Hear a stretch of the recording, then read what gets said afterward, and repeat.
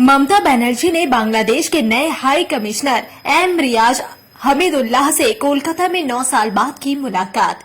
ये पहली औपचारिक बैठक है दायित्व ग्रहण के बाद। आखिरी बार यह मुलाकात 2016 में हुई थी। इस मुलाकात का मुख्य उद्देश्य था हाल ही में सिरिजॉर्ज में रविंद्रनाथ टैगोर के पैतृक कस्बे कचरी हाउस पर हुए तोड़फोड़ की घटना पर स्पष्ट जानकारी लेना। इससे पहले ममता बनर्जी ने प्रधानमंत्री नरेंद्र मोदी को पत्र लिखकर इस मामले पर कड़ी कार्रवाई की अपील की थी। बैठक में सीमा विवाद और बीएसएफ द्वारा बंगाली भाषी खासकर मुस्लिम नागरिकों के कथित वापसी प्रवासन संबंधित बड़े मुद्दे भी उठाए गए। बांग्लादेश की ओर से हाई कमिश्नर ने ममता बनर्जी को बताया कि कचरी हाउस की घटना स्थानीय कानून व्यवस्था का मामला है। राजनीति या धर्म से इसे जोड़ना सही नहीं। राज्य में अवैध प्रवासियों की पहचान, भारतीय नागरिकों की गलत तरीके से देश निकासी जैसी मसलों पर भी चर्चा की गई। बांग्लादेश की सरकार चाहती है कि भारत के साथ अधिक मानवीय, मैत्रीपूर्ण और आर्थिक रूप से समृद्ध संबंध हो। राजनीतिक रूप से यह बैठक इस समय महत्वपूर्ण है क्योंकि बंगाल में बीएसएफ की प्रवासन नीतियों और भाजपा द्वारा इसे चुनावी रणनीति बताया जा रहा है। बीजेपी ने आरोप लगाया कि यह बैठक टीएमसी के वोट बैंक को बचाने और केंद्र की नीतियों का विरोध करने के लिए की गई रणनीति है। दूसरी ओर टीएमसी ने बीजेपी के इन आरोपों को बेबुनियाद बताया और कहा कि बैठक केंद्र सरकार की नीतियों से प्रभावित हुए बंगाली नागरिकों की चिंताओं को दूर करने का जरिया है।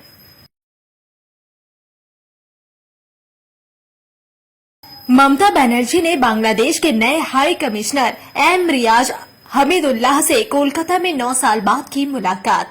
ये पहली औपचारिक बैठक है दायित्व ग्रहण के बाद। आखिरी बार यह मुलाकात 2016 में हुई थी।